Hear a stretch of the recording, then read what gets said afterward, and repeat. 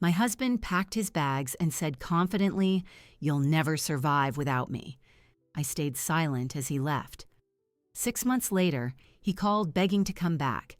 When he showed up at my new address, he froze at the door and whispered, "How is this possible?" Because what he saw there destroyed him completely. Subscribe to the channel. Leave your like and comment from which part of the world you are watching. Get comfortable and relax. Let's begin. Marcus zipped his suitcase shut. The sound was final, a sharp rasp of teeth biting together. He did not look at me as he tested the weight of the bag, hefting it from the bed we had shared for 18 years. I stood in the doorway of our bedroom, my arms loose at my sides. I had not cried. Not when he told me over dinner last night, not when he packed this morning. I simply watched. "Well?" he said, turning at last. He wore his traveling suit, the charcoal one. His face carried an expression I knew well. Patient, slightly pitying amusement, the look he gave me when I attempted a task he deemed beyond my capability. I think that's everything. He walked toward me, and I did not move from the doorway. He had to pause, expecting me to step aside. When I remained still, he leaned in and kissed my forehead. His lips were dry. The scent of his cologne, clean and expensive, filled the space between us. It was the smell of boardrooms and airports, a smell that had come to mean absence. "You'll be all right, Simone," he said. His voice was soft, meant to be comforting. It was the voice for delivering difficult news. "The accounts are in order. The mortgage is paid for the quarter. You have the card for necessities." I said nothing. My silence seemed to confirm his assessment of the situation, my helplessness. He gave a small, sad smile. "I know you're upset, but this is for the best. You'll see that in time." He adjusted the strap of his laptop bag on his shoulder. "The truth is, you'll never survive without me. Not really. This world, it's not built for someone like you. It's kinder if you just accept that." Someone like you. The words hung in the air. I understood their meaning. Someone soft. Someone who needed managing. Someone whose greatest achievement was maintaining the home he provided. He waited, perhaps for a protest, for tears, for a plea. I offered only my continued silence. A faint line of confusion appeared between his brows, then smoothed away. Resignation. He patted my shoulder. "I'll call in a few days to check on things," he said. Then he walked past me, down the hall. I listened to the familiar sounds, the jingle of his keys from the bowl on the console, the soft thud of his suitcase on the tile, the click of the deadbolt turning. The front door opened, then closed with a solid, well-made sound. It was not a slam. It was a polite, definitive exit. The house did not sigh. It did not groan. It simply became still in a new way. I walked from the bedroom doorway to the large window at the front of the house. Through the slats of the blinds, I watched his sedan reverse smoothly out of the driveway. He did not look back at the house. The car turned the corner and was gone. I stood there for a long time. The silence was not empty. It was layered. Beneath the obvious absence of sound, I could hear the hum of the refrigerator, the faint tick of the hallway clock, the distant rush of a lawnmower several houses away. These were the sounds of the house when I was alone. But today, they were different. They were the only sounds. I turned from the window. The living room was as it always was. Beige sofa, glass coffee table, abstract art in neutral tones that Marcus had selected. It was a beautiful room. It was a magazine room.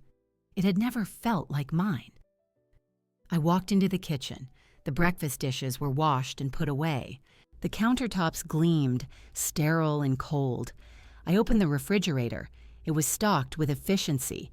Vegetables in the crisper, proteins arranged by type, a shelf for condiments. A system. His system. My feet carried me back through the house. I did not go to our bedroom. I went to the guest room, a space rarely used. It was decorated in the same impersonal style. I sat on the edge of the bed, my hands in my lap. I examined my emotions.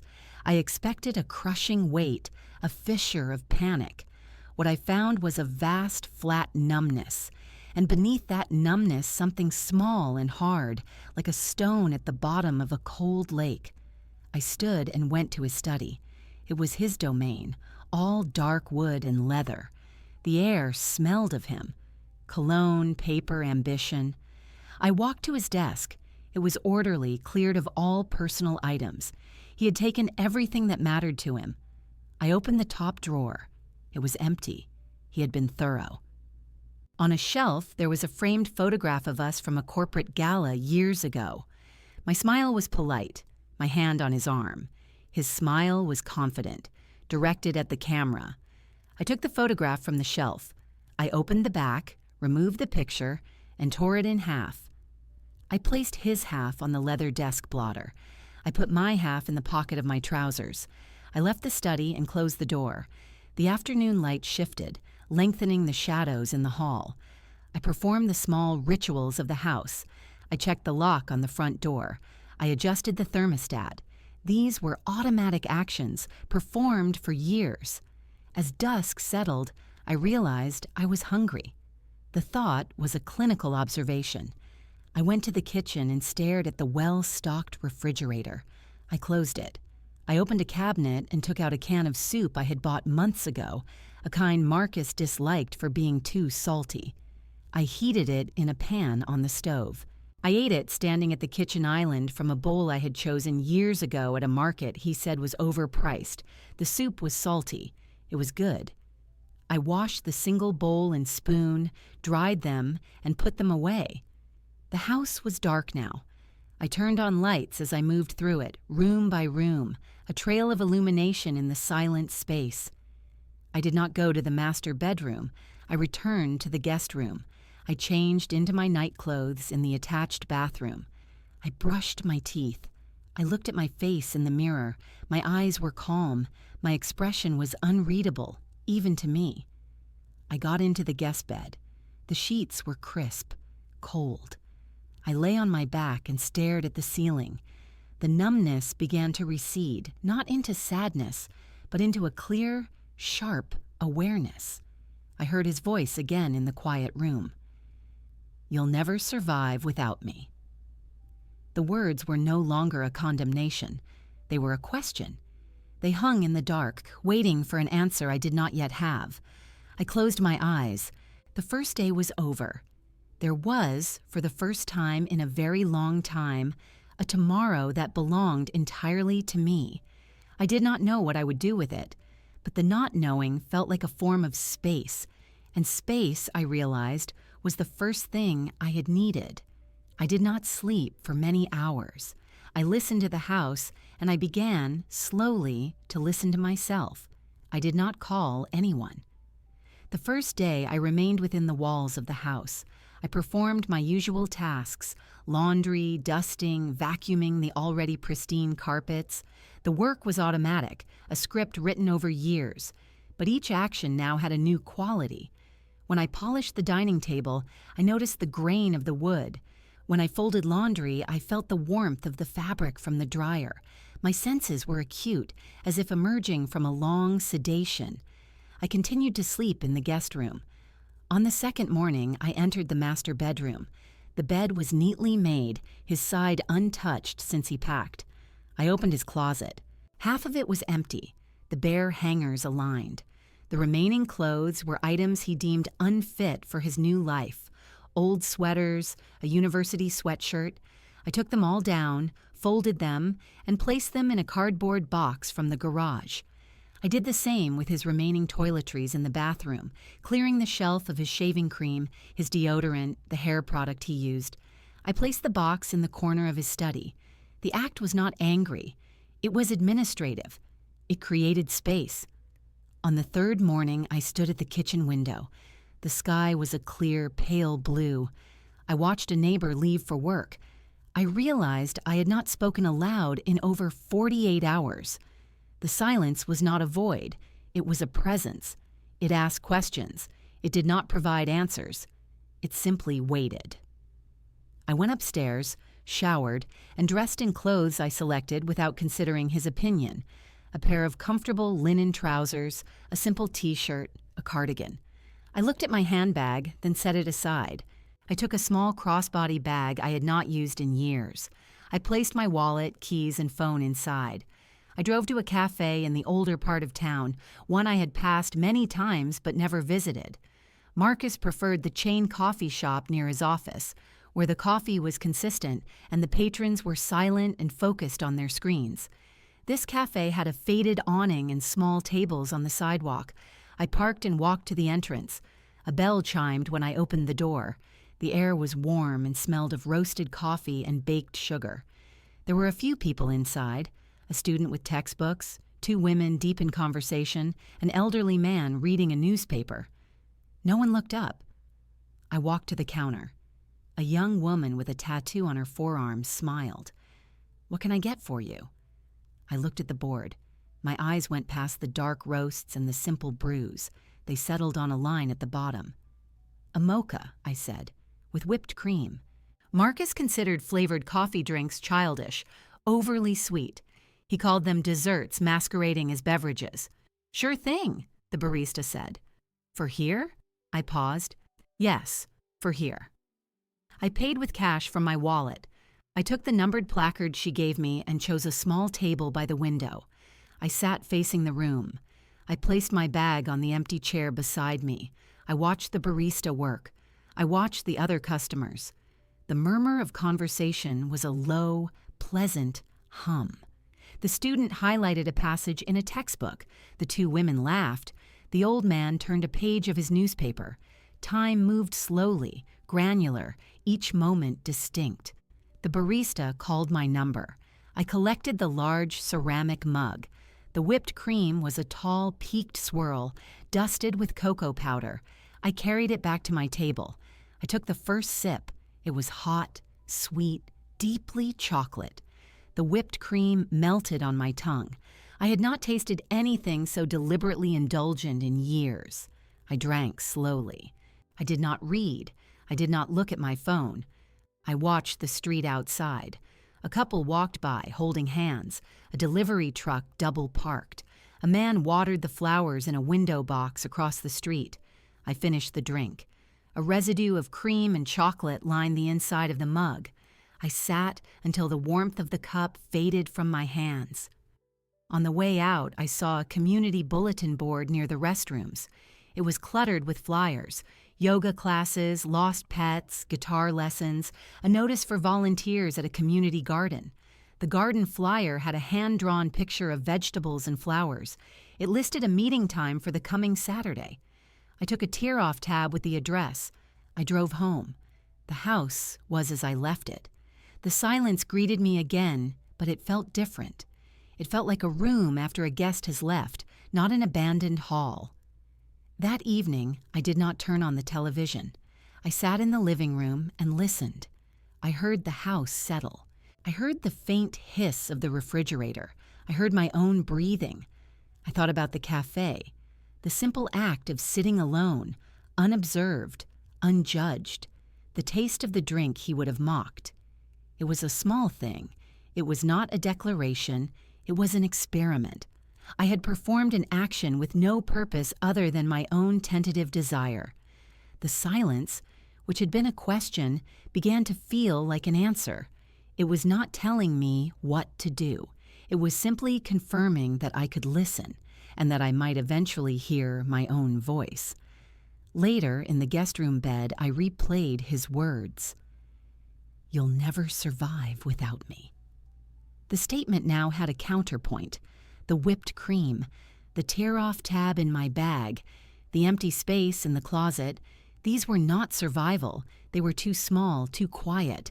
But they were actions I had chosen. They were a syntax of my own making, a first attempt at a sentence in a language I had forgotten I knew. Survival, I began to understand, was not the point. The point was the mocha. The point was the quiet. The point was the space in the closet and the box in the study. These were the materials. I did not yet know what I would build, but I had, for the first time, picked up a tool. The following Saturday, I drove to the address on the tear-off tab. It led to a fenced lot on a side street near the library, a space about half the size of a city block. From the sidewalk, I could see raised wooden beds, trellises, and the green shapes of plants. The gate was open. I stood at the entrance. A few people were at work, a man watering a row of young tomatoes, a woman kneeling beside a bed of herbs. The air smelled of damp soil and growing things, a rich, earthy scent I had not encountered in years. My own backyard was a manicured lawn, chemically maintained by a service. There was no smell there except cut grass. A woman with short silver hair and a wide-brimmed hat looked up from a patch of lettuce. She wore gardening gloves and a canvas apron with many pockets. She stood, brushing soil from her knees, and walked toward me. Her stride was confident. "Hello there," she said.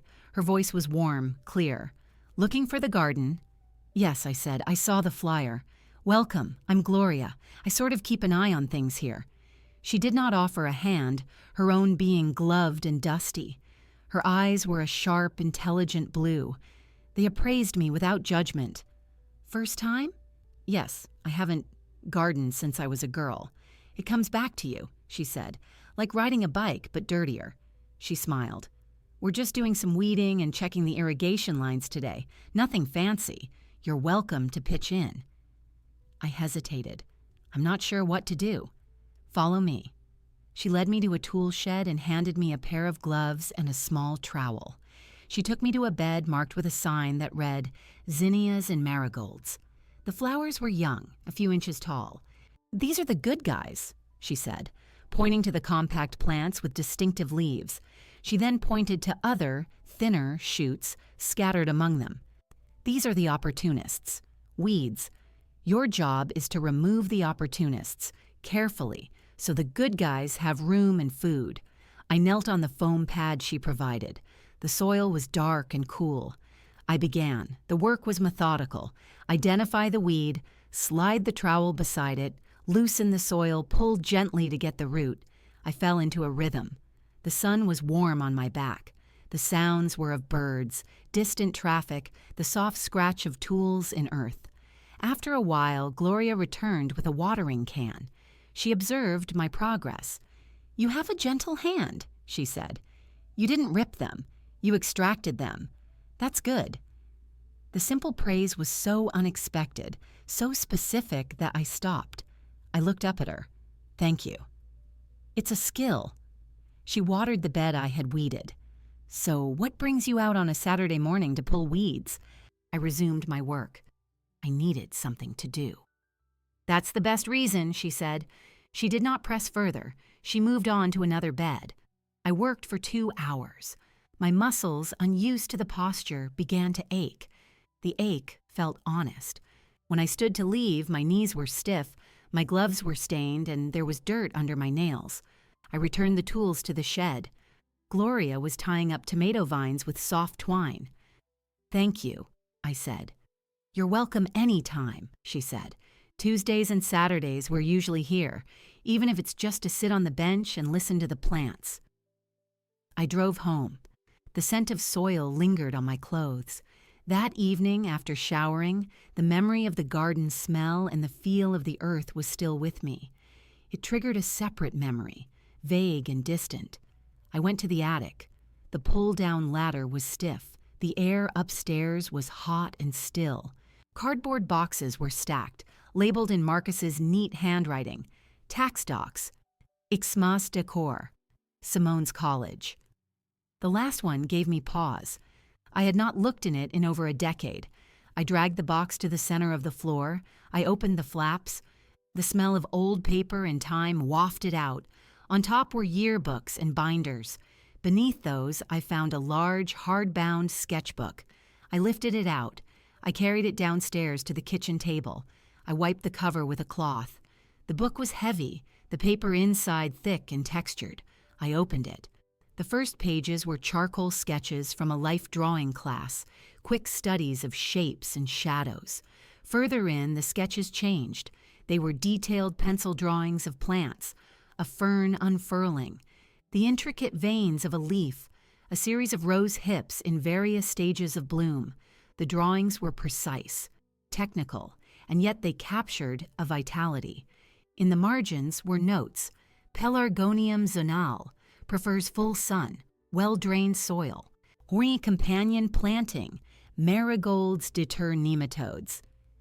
I had forgotten this. In my first year of university, before I switched my major to something more practical, I had taken botany and illustration classes. I had dreamed, briefly, of combining them, of creating detailed guides or seed packet art. Marcus, then my serious boyfriend, had called it a lovely hobby. He had said, "But what's the career path? It's not very scalable." I had put the sketchbook away. I turned the pages. Near the back, I found not a drawing, but a pressed flower, a small purple pansy, its petals delicate and dry, preserved by time and weight. It was perfectly flat, a ghost of itself. I closed the book. I held it in my hands. It was an artifact from a person I had been, a person whose interests were deemed impractical, whose gentle hand was directed elsewhere. The next Tuesday, I went back to the garden. Gloria was there, mixing compost into a new bed. "You returned," she said, not looking up from her work. I did. I put on the gloves from the shed. I found an old sketchbook of mine, drawings of plants. She stopped mixing and looked at me. "Let's see it." The following Saturday, I brought the book. We sat on a bench in the shade. Gloria turned the pages slowly. She did not offer empty praise. She pointed. "You see the light here, on the edge of this leaf. You captured that. That's observation." She stopped at the page with the pressed pansy, a keepsake. "From a long time ago," I said. "Time doesn't make a thing less true," she said. She handed the book back. "You have an eye, and from what I saw last week, you have the hands for it too. That's a rare combination. Most people have one or the other." "What do I do with it?" The question was out before I could stop it. It was the first time I had asked anyone for direction in years. Gloria leaned back, surveying the garden. "You tend to it. You see what grows." She looked at me. "It's not about making it a job. It's about remembering it's a part of you. That's the first step. The rest reveals itself." I took the sketchbook home. I did not put it back in the attic. I placed it on the kitchen counter. It was a foreign object in that sterile space. It looked both lost and exactly where it needed to be. The dried pansy, fragile and enduring, was a quiet fact. It had survived in the dark. It was evidence. The sketchbook remained on the counter. It became a fixed point in the kitchen, a disruption in the orderly landscape. I would pass it and sometimes stop, opening to a random page. The drawings were a map to a forgotten country. The notes were instructions in a language I once spoke. A practical question formed. What did one do with this knowledge, this skill that had been dormant? Gloria's words, "Tend to it, see what grows," were philosophical. I required a concrete action. I remembered the savings account. It was a relic from before my marriage, a minor inheritance from an aunt that I had never merged with our joint finances. Marcus had known of its existence in the early years but had dismissed it as insignificant, a rainy day fund too small to matter in his financial planning. He had not thought of it in over a decade. The statements came electronically to an old email address I still checked. The balance was modest, but it was entirely mine. One morning, I logged into that email. I found the latest statement. The number was a fact. It represented possibility, not security. I transferred a portion to my personal checking account. With the funds moved, I sat at the kitchen table with a notepad. I made a list. High-quality paper for prints, archival glue, a proper press for flowers and leaves, a selection of seeds for herbs with interesting forms, lavender, rosemary, sage, chamomile. These were my initial supplies. The list was not a dream. It was a project plan. My first trip was to an art supply store in the city. The environment was unfamiliar. The smell of solvents and paper, the aisles crowded with pigments and brushes. I found the paper section and selected a pack of heavy, textured sheets. I asked a clerk for advice on archival adhesives.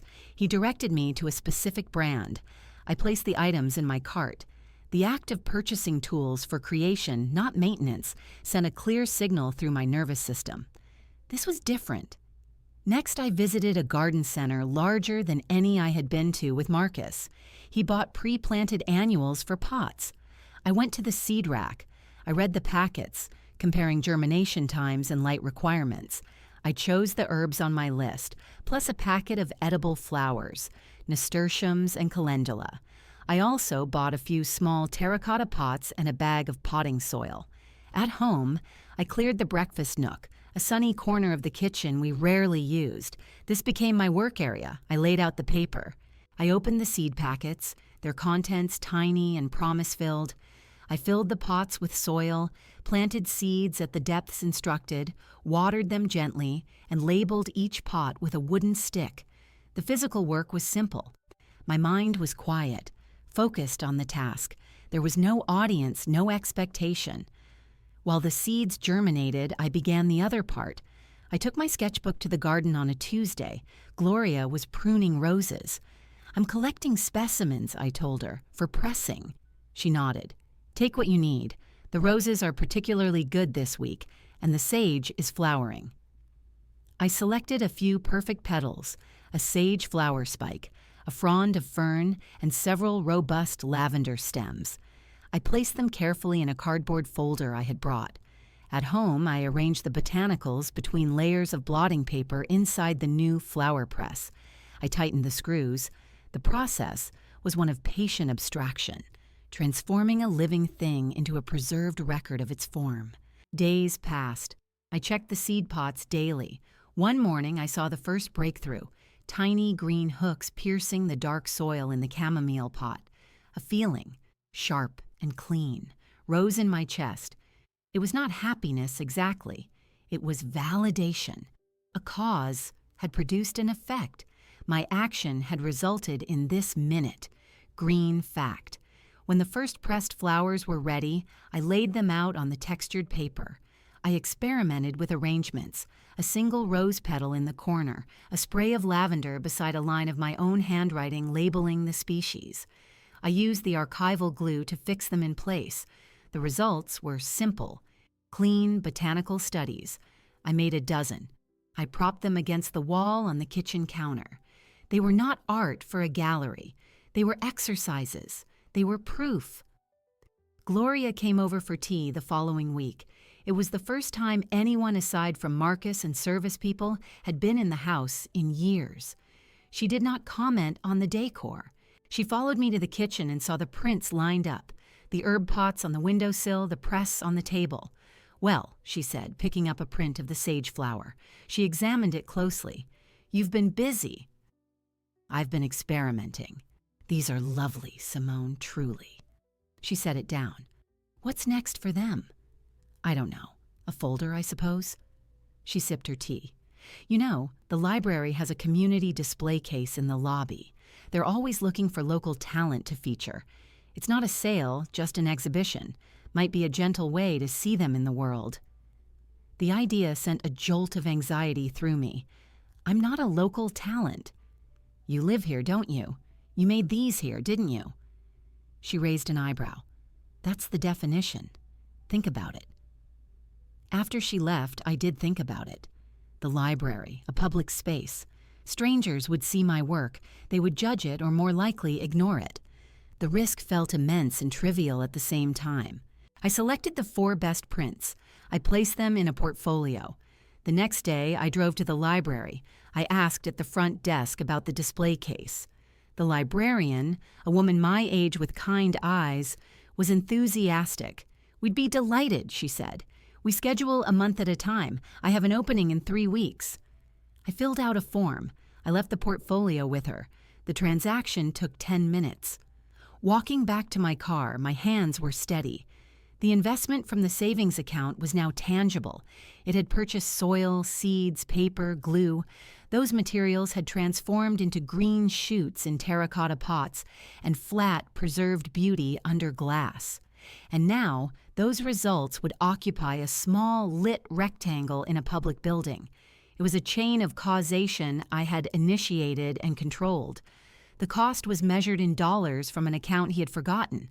The product was beauty he would never see. This was not survival, it was cultivation. The tiny green shoots on the windowsill were the first visible answer to his prophecy, a silent, growing rebuttal. The library display was a quiet event. I visited once, standing at a distance as an elderly man peered at my pressed sage print. He nodded, then moved on. There was no fanfare, but the act of placing my work in the world, however small that world was, changed my relationship to the house. It was no longer just a place I inhabited, it was a container for a life that had ended. The silence within it was no longer a question or an answer. It was simply the ambient noise of an empty stage. The decision did not arrive as an epiphany. It emerged as a series of logical steps. Maintaining the house required significant funds from the joint account, funds I was entitled to use, but which still felt tied to him. The space was too large. The garden was a lawn service invoice, not a living thing. Every room held the architecture of his taste. My herbs on the windowsill and my sketchbook on the counter looked like temporary squatters in a museum of someone else's life. I contacted a realtor. Her name was Linda, and she had sold a house to a neighbor a few years prior. We met in the living room. She complimented the property's condition, the updated kitchen, the curb appeal. "It'll move quickly," she said, tapping notes into her tablet. "The market is strong for well-maintained homes in this subdivision." "I want it to move quickly," I said. She looked up. "Any particular reason? Relocation?" "A change is needed," I said. It was a neutral, sufficient answer. She explained the process, the staging recommendations, the need to declutter. "We'll want to neutralize the space a bit. Personal photos, specific collections. It helps buyers envision themselves here." I almost smiled. The space was already neutral. It had never been personal to me. Decluttering would mean removing the last traces of Marcus's abandoned items and boxing up the few things that were mine.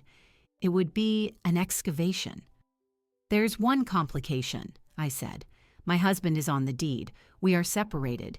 He has left the marital home." I used the legal phrases I had researched. Linda's professional demeanor did not falter. "I see. We'll need his signature on the listing agreement and any eventual offer. Is he cooperative?" "I believe he will be." My belief was based on his arrogance. He would see the sale as my inevitable failure, my inability to sustain the lifestyle he provided. Signing papers would be, to him, the final administrative step in my defeat. He would not look closely at the numbers. "All right," Linda said. "Let's get the paperwork started on your end.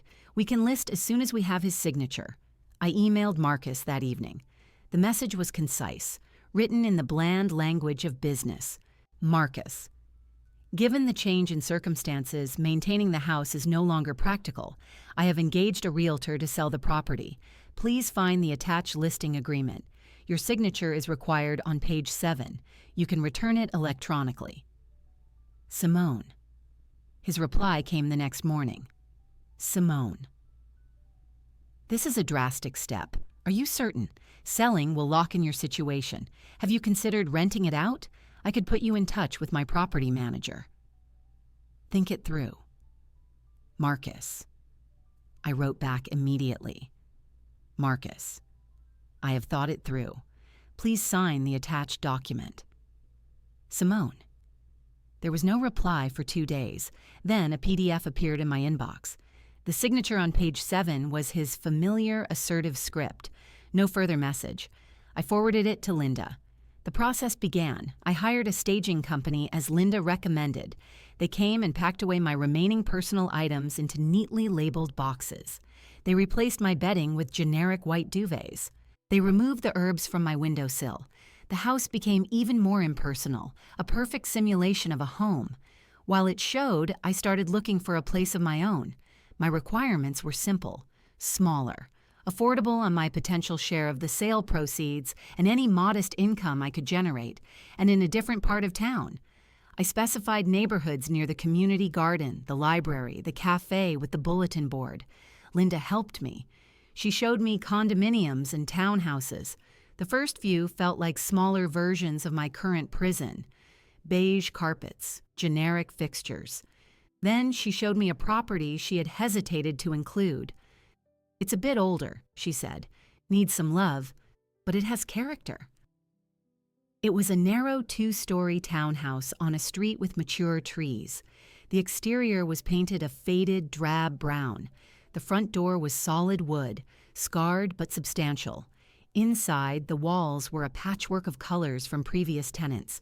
The floors were original hardwood, scratched but sound. The kitchen was small and outdated, but the windows were large, flooding the rooms with light. At the back, there was a tiny walled courtyard, nothing more than a concrete pad and a strip of soil, currently filled with weeds. I stood in the empty living room. The space was quiet, but not in the way the big house was quiet. This quiet felt expectant, not vacant. I could hear birds outside. The air did not smell of cleaning products or air freshener. It smelled of old wood and dust, a neutral scent. "What's the asking price?" I asked. Linda told me. It was well within the budget I had calculated. "I'll take it," I said. She blinked. "Don't you want to think about it? Maybe see it again tomorrow?" "No," I said. "I want to make an offer, today." The offer was accepted. The inspection revealed only minor issues. The sale of the marital home proceeded in parallel, swiftly as Linda had predicted. The closing dates were scheduled within a week of each other. I would use funds from the big house sale to buy the townhouse outright. There would be no mortgage. The math was clean. The day I signed the papers for the townhouse, I sat across from the title agent, a different woman from the one handling the other sale. I initialed and signed in all the marked places. When it was done, she handed me a single key on a plain ring. "Congratulations," she said. "It's all yours." I held the key. It was cold and heavy. It was not a symbol of survival. It was a tool for entry. It was the means to open a door that led to a space that was mine alone. The transaction was not an end. It was the first line of a new document, written on blank, sunlit walls. I used the key the next day. The townhouse was empty, the rooms echoing with my footsteps. The sunlight through the large windows illuminated dust motes in the air and the scuffs on the hardwood floors. It was a blank canvas, but unlike the staged perfection of the old house, this blankness held potential, not sterility. I called Gloria. "I bought a place. I'm moving." There was a pause on the line. "Well, that was fast. Good for you. Where is it?" I gave her the address. "I know that street," she said. "Solid houses. When do you need help?" "Next Saturday if you're free. It's just my things. Not much furniture." "I'll be there," she said. "And I'll bring my grandson, Eli. He has a truck and strong shoulders. Don't argue." I did not argue. On Saturday morning, a vintage pickup truck pulled up behind the small moving van I had rented. Gloria stepped out of the passenger side. A young man in his 20s with her same sharp eyes got out of the driver's seat. He introduced himself with a nod. My possessions from the old house filled less than half of the van.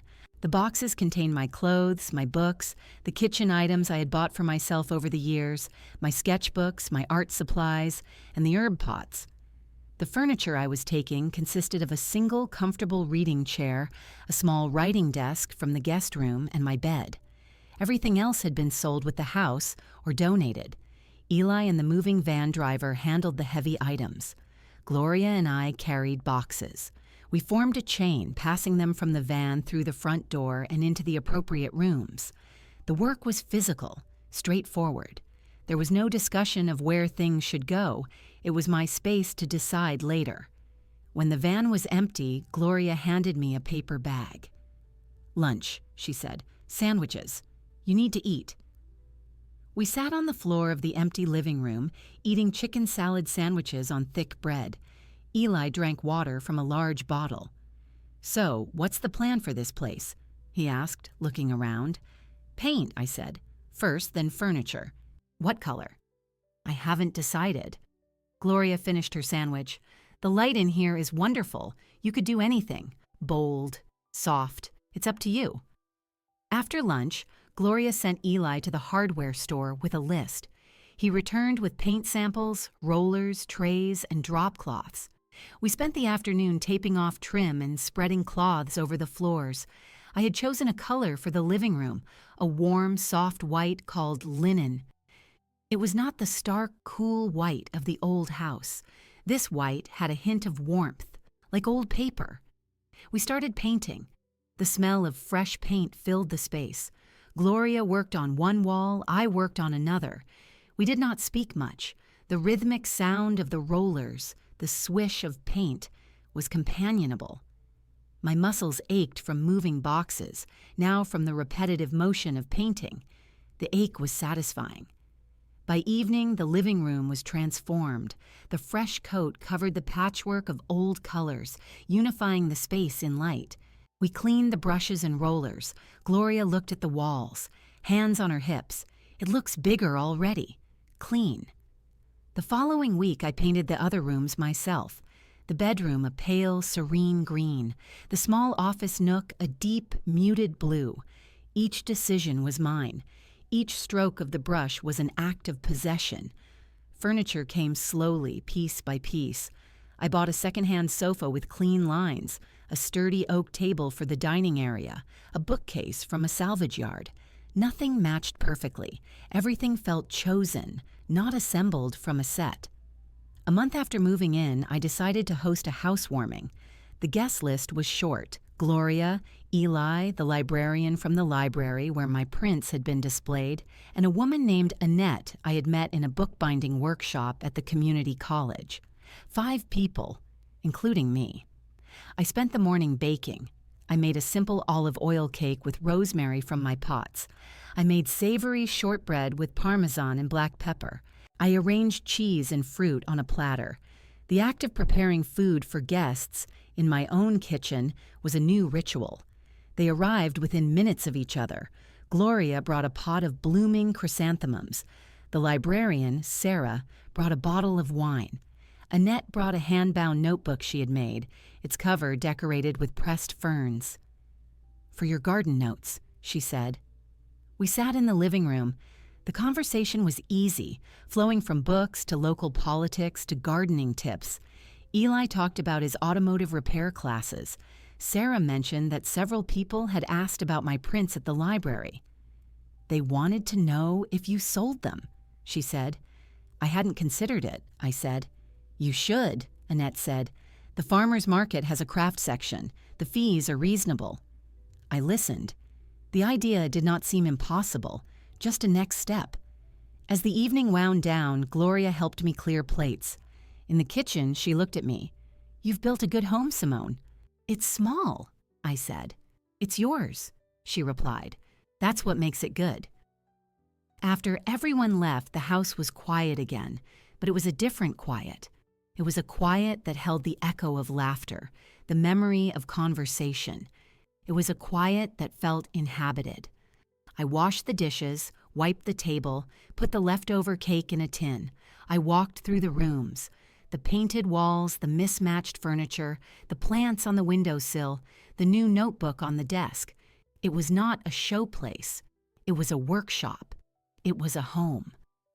For the first time since he had left, the word home had meaning, and it had nothing to do with him. The foundation was set. The walls were up.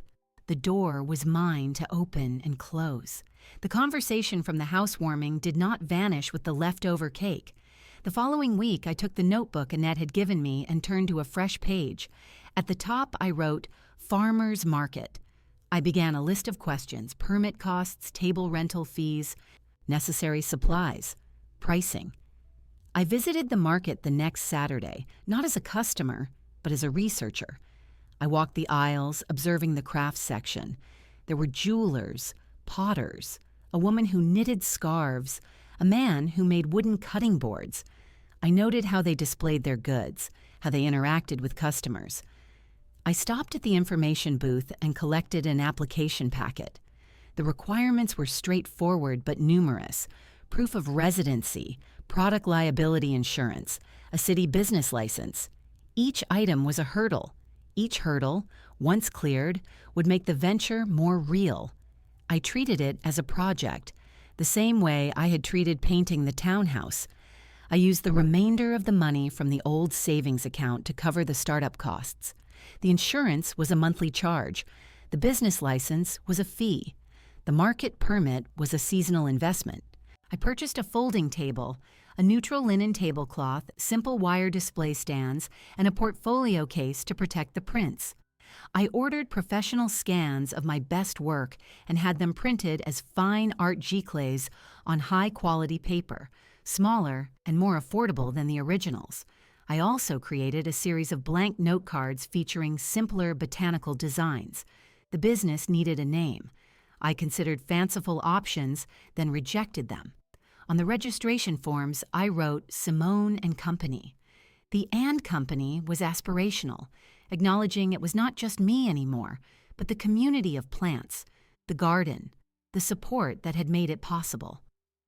My first market day arrived in early autumn. The air was crisp. Gloria and Eli helped me load my car. They set up the table with me, positioning it to catch the morning light. Gloria brought a thermos of coffee. For the proprietor, she said, I arranged the prints in their stands, fanned out the note cards, and placed a small sign with prices. I stood behind the table. For the first hour, few people stopped. I watched other vendors greet regulars, make sales. My posture was stiff. Then an older woman paused. She picked up a print of a lavender stem. This is lovely, she said. Is this local? Yes, I said. The lavender is from the community garden on Elm. I grew the chamomile and these others myself. You grew and drew this? She asked. I did. She bought the lavender print. The transaction was simple. She handed me cash. I gave her the print in a protective sleeve and thanked her.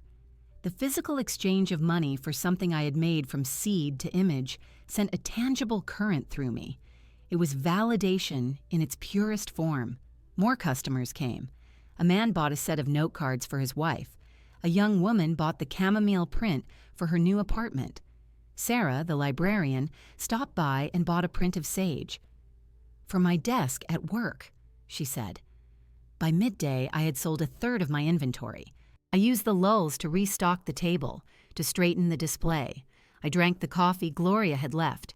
The rhythm of the market, the ebb and flow of people, the exchange of money and goods, became familiar. At the end of the day, I packed up.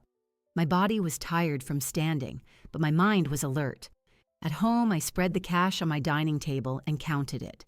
I subtracted the day's table fee. The profit was modest, but it was profit. More importantly, it was income generated by my own skill and labor, completely separate from any system Marcus had ever been part of. The market became a weekly routine. I developed a small circle of regulars, a couple who bought a new print each month for their collection, a cafe owner who purchased note cards to sell at his counter. My inventory evolved based on what sold.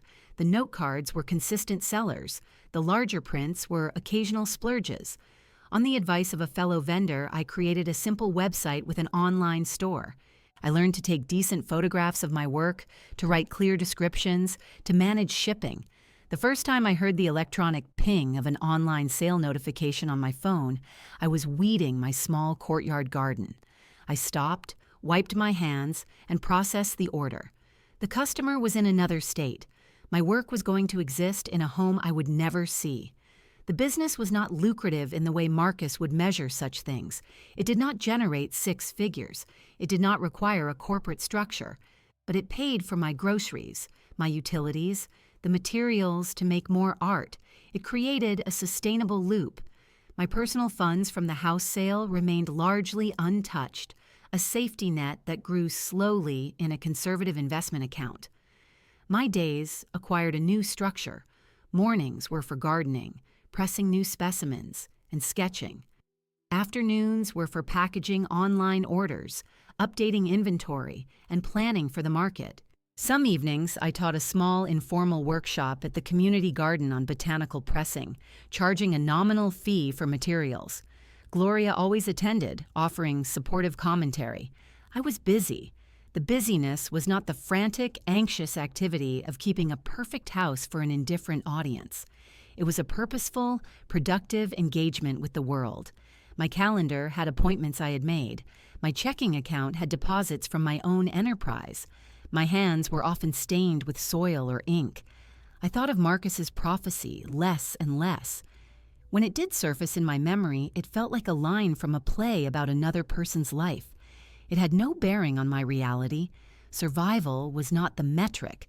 The metric was the sold-out stack of note cards. The metric was the new lavender plant thriving in my courtyard. The metric was the quiet satisfaction of balancing my books every Sunday night, seeing that my efforts matched my needs. I was not just surviving, I was operating. I was building. The business, Simone and Company, was small, but it was mine. It was proof of concept. The market season ended with the first frost. I moved my operations indoors, focusing on online sales and preparing for holiday craft fairs. My life had a rhythm that was both predictable and deeply satisfying. Marcus was a distant memory, a figure from a previous volume that had been shelved and forgotten. The call came on a Tuesday evening in late November. I was in my small office nook, updating my inventory spreadsheet. The phone rang, an unknown number with a familiar area code, the city where Marcus had moved. I considered letting it go to voicemail. Then I answered. "Hello?" There was a pause, filled with ambient noise that sounded like a bar or a restaurant. "Simone." It was his voice. It carried a weight I recognized, a particular blend of fatigue and forced heartiness. "It's Marcus." "I know," I said. I saved the spreadsheet and closed my laptop. "How are you?" he asked.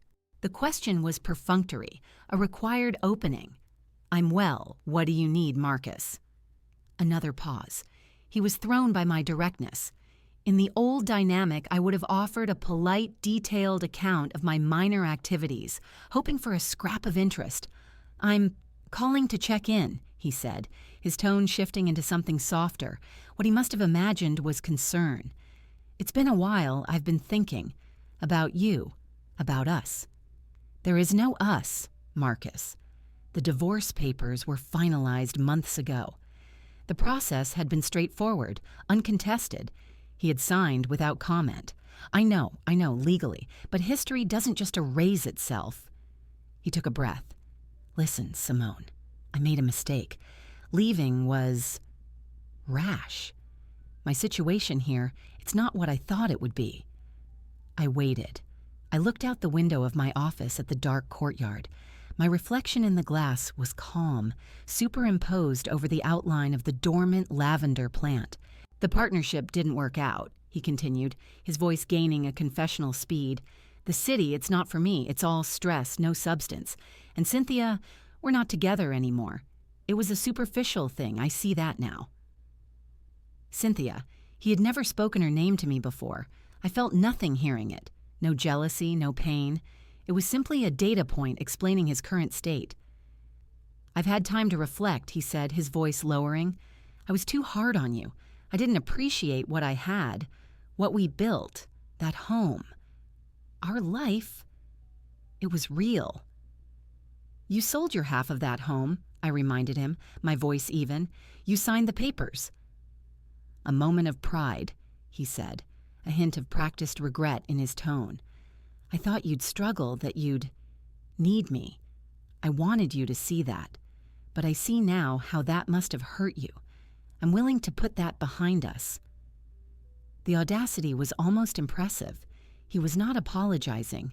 He was announcing his willingness to forgive me for the inconvenience of my independence. "I'm offering a fresh start," he said, his confidence returning, assuming his magnanimity was the climax I had been waiting for. "We can rebuild. I can come back. We can find a new place, something that suits us both. You don't have to struggle anymore." I let the silence stretch. I could hear the clink of glassware in the background, the murmur of other conversations.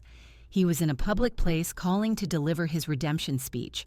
"Marcus," I said, my tone as flat and clear as the glass in my window, "I am not struggling." He stopped. What? I said, I am not struggling. I am living. I have a home. I have a business. I have a life.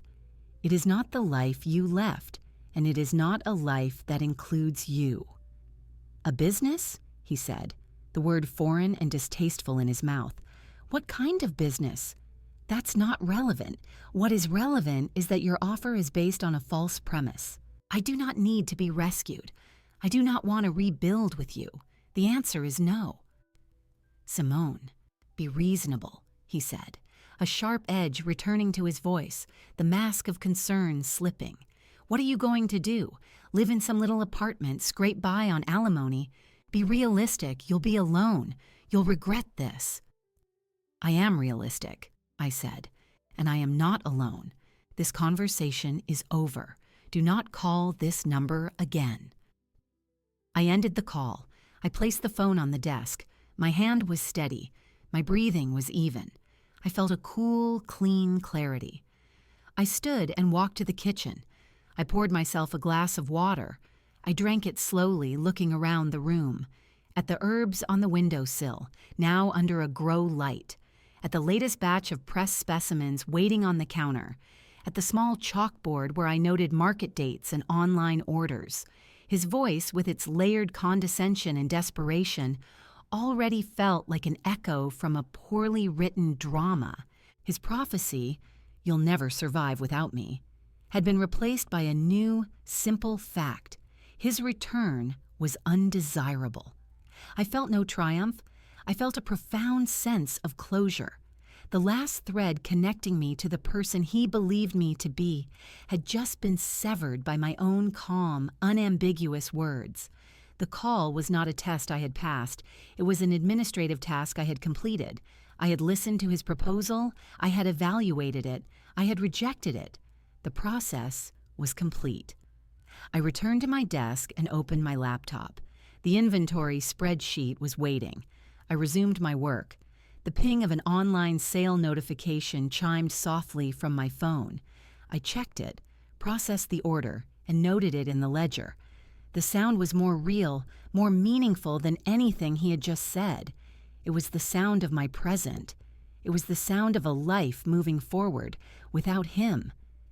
He did not call again. The silence after my rejection was absolute. I continued with my routines. The holiday craft fairs were busy and online orders increased. My days were full with the tangible work of creation, sales, and the quiet maintenance of my own life. A month passed. Then, on a cold Saturday afternoon in December, my doorbell rang. I was in the kitchen gluing a delicate pressed holly leaf onto a series of holiday note cards. My hands were careful, steady. The bell was an intrusion. I assumed it was a delivery. I set down my tweezers, wiped my fingers on a cloth, and walked to the front door. Through the frosted glass sidelight, I saw the blurred shape of a man, tall, wearing a coat, not a uniformed delivery driver. I opened the door. Marcus stood on my small porch. He looked older. There were new lines around his eyes, a tightness in his jaw. He wore a wool coat, I remembered, but it seemed less impeccable, slightly rumpled. He held a small bouquet of roses from a grocery store, the cellophane rustling in the cold breeze. His expression was a rehearsed combination of remorse and confident expectation. "Simone," he said, his voice softer than on the phone. He offered the flowers. I did not take them. I remained in the doorway, blocking his view of the interior. "How did you find this address?" He blinked, unprepared for the question. "I went to the house, our house. A young family lives there now. They said you'd moved. The realtor." She was reluctant, but I explained it was important, a personal matter. He had pressured Linda. I made a mental note to call and thank her for her discretion and to ensure she would never do such a thing again. "You should not have come here," I said. "I had to see you," he said, his eyes trying to peer past me into the house. "The phone call. It was too easy for you to dismiss me. I needed to see that you're all right, to talk face to face." "I told you everything I needed to say on the phone." He shifted his weight. The confidence began to bleed from his posture, replaced by a confused irritation. "Aren't you going to invite me in? It's cold." "No," I said. The bluntness of the refusal seemed to physically strike him. He took a small step back. His eyes darted past me again, and this time he managed to see a sliver of the interior, the edge of my brightly painted blue wall, a stack of my prints leaning against a chair ready for packaging, the vibrant green of the herb plants on the windowsill in the kitchen beyond. "What is this place?" he asked, his voice losing its soft affect. "My home. It's so small." The observation escaped him, tinged with disbelief. "It is the correct size," I replied. He looked at me, truly looked, as if seeing me for the first time. I wore old jeans stained with paint and soil, a thick sweater, my hair tied back simply. I stood with an ease he did not recognize. There was no anxiety in my posture, no desire to please or appease. "You're different," he said, accusation creeping into his tone. "I am." He swallowed, his rehearsed speech disintegrating. "Simone, I'm offering you a way out, from whatever this is." He gestured vaguely at the house behind me. "This isn't you. This isn't the life you were meant for. You're hiding." "I am not hiding. I am living. You are standing on my porch, uninvited because you cannot accept that fact." His face flushed. "You're being irrational, stubborn. You always were stubborn about the wrong things." He tried to regain control. "Listen to me. I've made mistakes. I admit that, but we had a life. A good life. We can have it again. A better version. I'm willing to forgive, to start over." "There is nothing to forgive you for, Marcus, and there is nothing to start over. Our marriage is over. My life is here. You are not part of it." He stared at me. The grocery store roses hung limply at his side. He seemed to shrink inside his expensive coat. The man who had left with such smug certainty was gone. In his place was someone bewildered, confronted with evidence that defied his entire understanding of the world, of me. "You really mean it," he said. Not a question, but a stunned realization. "I have always meant what I said to you. You simply never listened." A gust of wind rattled the dry branches of the tree in my front yard. He shivered, not just from the cold. He looked from my face to the vibrant blue wall behind me, to the evidence of a life built without his input, his permission, his resources.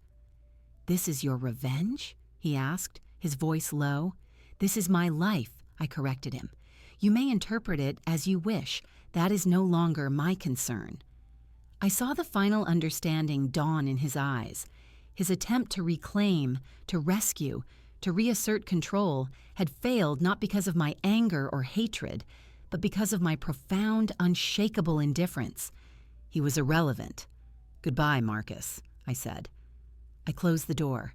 The solid wood clicked into the frame, a firm, final sound. I stood for a moment in my hallway, listening. I heard his footsteps on the porch, hesitant, then moving away down the path. I heard a car door shut, an engine start, and the sound of it driving away. I returned to the kitchen. The scent of the glue and the earthy smell of the pressed leaves greeted me. The half-finished note cards awaited my attention. The house was warm, quiet, and entirely my own. The encounter had lasted minutes. It had changed nothing in my world. It had, I suspected, shattered his. I stood at the window, watching his sedan disappear down the street. The tension that had entered my house with his presence dissolved, leaving the familiar warm quiet of a Saturday afternoon.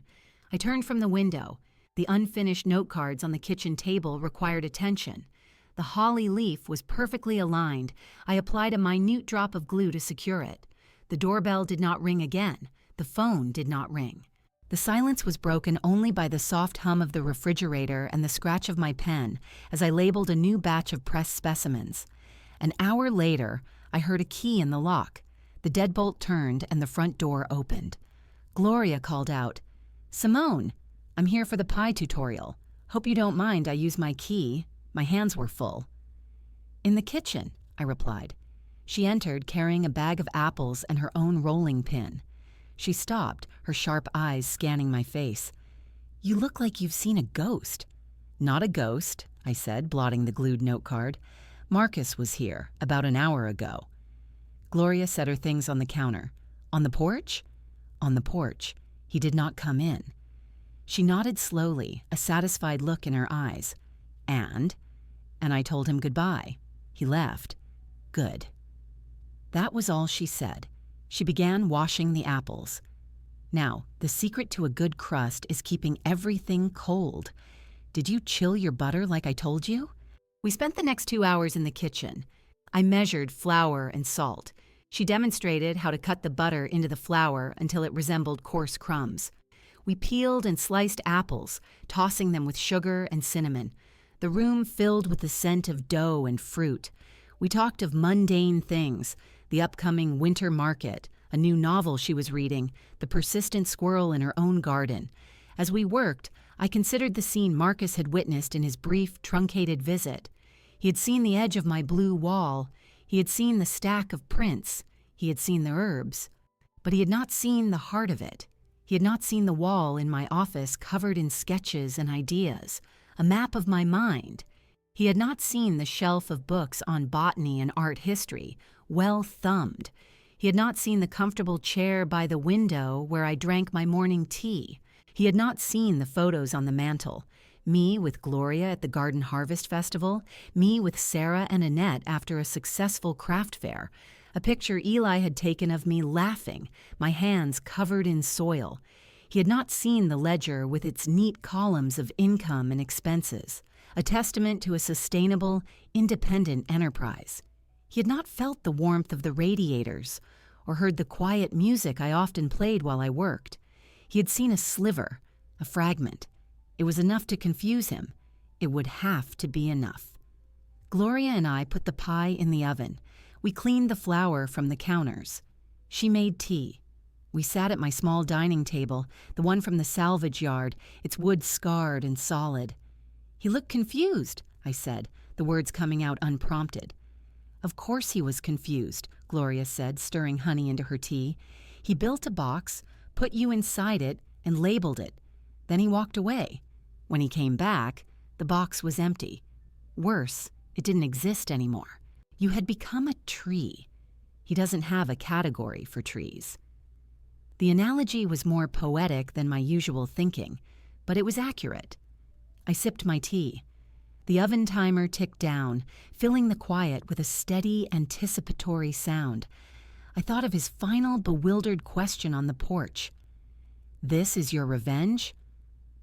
Revenge, in his understanding, was an active, destructive force. It was taking something away. It was causing pain equivalent to the pain received. My actions had not been about him. They had been about soil and seeds and paper and glue. They had been about building a table where friends could sit. They had been about learning to make a pie crust. The result was a life. A small, vibrant, deeply contented life. His witnessing of it, his inability to comprehend it, his expulsion from it, that was merely a side effect, a consequence. The timer buzzed. I put on oven mitts and took out the pie. The crust was a perfect golden brown, the filling bubbling at the edges. The scent of baked apples and cinnamon filled the kitchen, dense and comforting. Perfect, Gloria declared. We let it cool on the stovetop. The afternoon light faded, turning the blue walls of my living room a soft gray blue.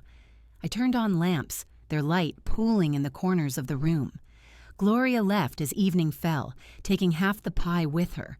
For Eli, she said, he'll devour it. I closed and locked the door behind her. I walked through the rooms of my house, turning off lights. In the living room, I paused. I looked at the space.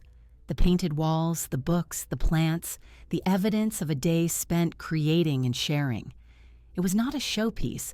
It was a living system, one I had built and maintained. I felt no lingering anger. I felt no triumph. I felt a profound and simple peace.